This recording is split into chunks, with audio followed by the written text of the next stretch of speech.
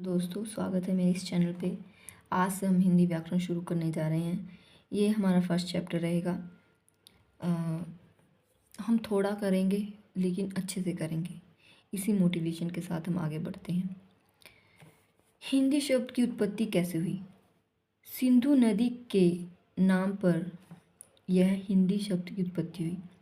कैसे?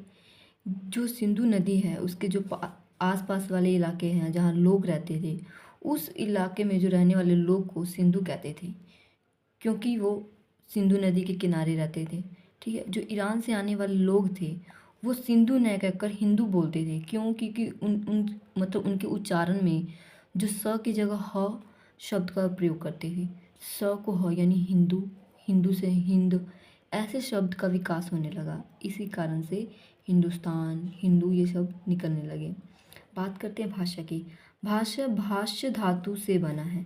धातु का अर्थ होता है मूल भाषा। मूल भाषा हमारी क्या है? संस्कृत। भाषा का अर्थ क्या होता है? विचार प्रकट करना। विचार क्या है? अध्वन्यात्मक इकाई। अध्वन्यात्मक इकाई जिसकी कोई वह आवाज़ जिसका कोई स्वरूप नहीं होता। ठीक है ना। बात करते हैं इसकी डेफिनेशन की। भाषा वह साधन है या फिर वह माध्यम है जिसके द्वारा हम अपने विचारों का आदान प्रदान करते हैं। ठीक है। भाषा कहलाती है। भाषा की विशेषता थोड़ा जान लेते हैं। भाषा अर्जित संपत्ति है। भाषा एक सामाजिक प्रक्रिया है। भाषा का अंतिम रूप नहीं होता। भाषा परिवर्तनशील होता है, मानक रूप होता है, यह कठिन से सरल की ओर जाती है। हमेशा याद रखना है, यह कठिन की सरल की ओर जाती है। ठीक है। भाषा एक ऐसी पावर है या फिर ऐसा शस्त्र है जो हमें पशुओं से अलग बनाती है। अगर भाषा नहीं होता ना तो हम भी पशु ही होते।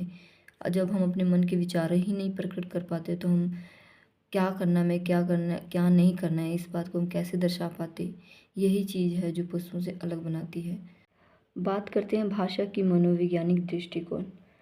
बच्चे के अंदर 3 प्रकार की योग्यता होती है जिससे कोई भी भाषा वह सीख पाता है, जिसमें से फर्स्ट है जिज्ञासा, अनुकरण, अभ्यास।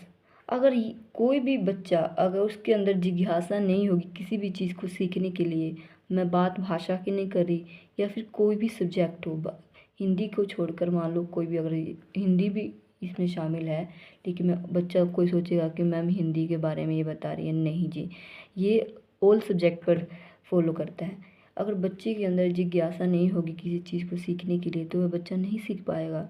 ठीक है ना। अगर बच्चा किसी विषय को सीखने के लिए अनुकरण यानी अनुकर मतलब थोड़ी प्रैक्टिस, नकल ये सब नहीं करेगा ना तो बच्चा नहीं सीखेगा। जैसे छोटा बच्चा बोलना शुरू करता है, मम्मी माँ माँ बोलती है माँ बोल, बच्चे को बोलती है तो वो माँ बोलता है, नकल ही करता है ना, तभी वो सीखता है। और फिर बाद में अभ्यास करता है, उस चीज़ को बोलकर बार बार दोहराता है, अभ्यास ही हो गया, वो अभ्यास में लाता है। तो इन तीनों चीज़ों का होना बहुत ज़्यादा ज़रूरी है। भाषा का विकास के क्रम की बात कर ले। भाषा सीखने के 4 कौशल आते हैं। भाषा सीखने का क्रम जो है 4 कौशल है। पहला है सुनना, बोलना, पढ़ना, लिखना। ये सब चीज़ों पहले कहा जाता है कि बच्चा पहले सुनता है, फिर बोलता है, फिर पढ़ना शुरू करता है, फिर लिखना शुरू करता है। आप शॉर्ट फॉर्म भी याद कर सकते हैं, सुबोपल्ली। ठीक है। सुनना, बोलना, पढ़ना, लिखना। संस्कृत में सुनने को श्रवण बोलते हैं, बोलने को वर्धन, और पढ़ने को पठन, और लिखने को लेखन। ये तीनों चारों याद रखना है। ठीक है। क्योंकि काफ़ी जगह पे आपको ये सब देखने को मिल जाएगा तो इसमें आपको कंफ्यूजन नहीं होगी। ठीक है। शिक्षण विधियों में भाषा विज्ञानी की बात करें तो एक मनोवैज्ञानिक है जिसका नाम है मारिया मार्टेंशरी। इनके अनुसार इनका कहना है कि बच्चा पहले सुनता है फिर बोलता है, लेकिन उसके बाद लिखना शुरू करता है तब पढ़ता है। इनका कहना है मार्टेन का। ठीक है। ये भी आप हमेशा याद रखना। भाषा के रूप की बात करें, भाषा के 3 रूप होते हैं। भाषा, लेकिन आपको छोटी बुक्स में 2 ही रूप देखने को मिलेगी। ठीक है। लेकिन आप बड़ी क्लासेस में थोड़ा होंगे तो थोड़ा एक्स्ट्रा नॉलेज होनी चाहिए ना, तो इस चीज़ को लेकर आपको समझना चाहिए। ठीक है। फर्स्ट है मौखिक, सेकंड लिखित, थर्ड है सांकेतिक।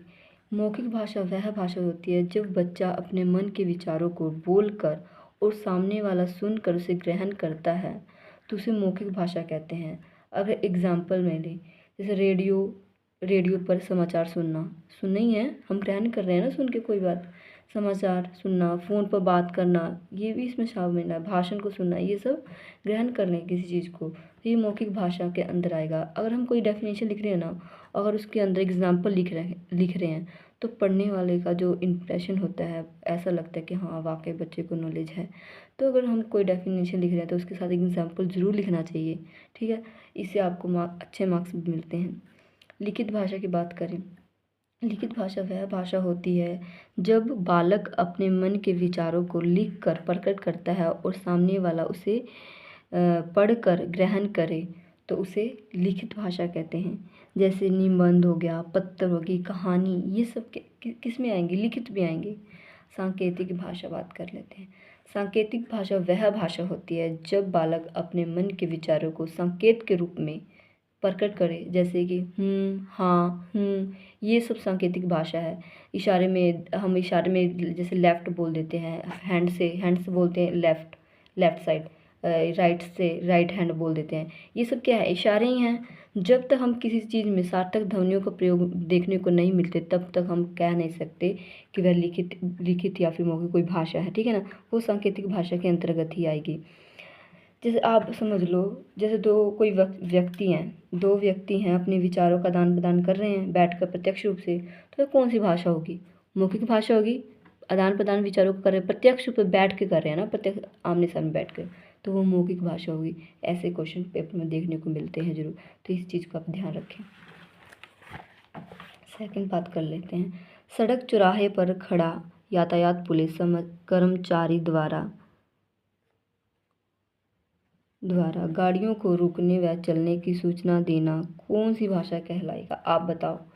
जो कर्मचारी होता है पुलिस यातायात में, वह इशारे देता है, इशारे हैंड से करता है, लेफ़्ट साइड मुड़ो, राइट साइड मुड़ो, इशारे से बोलता है ना, उस भाषा को क्या कहेंगे? सांकेतिक भाषा कहेंगे ना, सांकेतिक भाषा, ठीक है। ये भाषा आप याद रखें। सबसे कठिन भाषा कौन सी होगी? सांकेतिक भाषा, क्योंकि इसमें हमें सार्थक ध्वनियों का नहीं पता चलता कि हाँ अभी सामने वाला इंसान हमें क्या कहना चाह रहा है। हाँ, वो कुछ और कहना चाह रहा है, हम कुछ और समझ लेते हैं, ठीक है ना। ये हमेशा याद रखना कि ये थोड़ा कठिन होता है। ये सभी काफ़ी जो एक्सपर्ट होते हैं ना, थोड़ा सा इन चीज़ों में नॉलेज, जो सामने वाला समझा रहा है अगर वो समझ जाए, एक्सपर्ट होता है वही समझ सकता है, नहीं तो अदरवाइज़ बहुत कठिन होता है इसमें, ठीक है। क्योंकि इसमें सार्थक ध्वनियों का उच्चारण का हमें सुनने में देखने को मिलता ही नहीं है, इसीलिए हाँ से हम कैसे समझ सकते हैं? क्या पता वो कुछ और ही कहना चाह रहा हो, है ना। तो इस चीज़ का ध्यान रखना है। सबसे सरल भाषा कौन सी होगी? मौखिक भाषा होगी। क्यों? क्योंकि इसमें जो ध्वनि हो रही है, इसका सीधा अर्थ हमें पता चलता है कि ये बंदा क्या कहना चाह रहा है मौखिक भाषा में। लिखित भाषा क्या है? थोड़ा सरल भी है और कठिन भी है। क्यों? अगर मान लो किसी बालक को हिंदी पढ़ना ही नहीं आता, लिखना ही आता, उसको अंग्रेजी आता है, ठीक है ना, तो उसके लिए तो कठिन है ना हिंदी भाषा, उसके लिए इजी कौन सा होगा? अंग्रेजी, ठीक है ना। तो थोड़ा कठिन भी है और लिखित भाषा, और थोड़ा सा इजी भी है, तो इस चीज़ को ध्यान रखना है।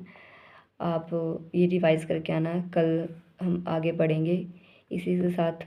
Have a nice day. अगर वीडियो पसंद आई तो लाइक और शेयर ज़रूर करना और चैनल को सब्सक्राइब जरूर करना। ओके।